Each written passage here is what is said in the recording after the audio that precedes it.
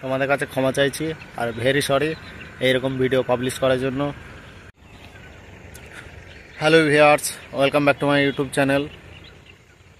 তো গাইজ, কালকে একটা ভিডিও দিয়েছিলাম, ভিডিওতে কিছু টেকনিক্যাল ফল্ট ছিল। তো যাই হোক, ভিডিওটা আমি ভালো করে দেখিনি ভিডিওটা যে সমস্যা আছে কি না।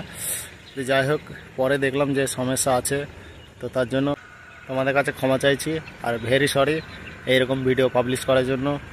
তো আশা করি আর কোনো দিন এরকম হবে না। তো যাই হোক, পরের ভিডিওগুলো ঠিকঠাক দেব।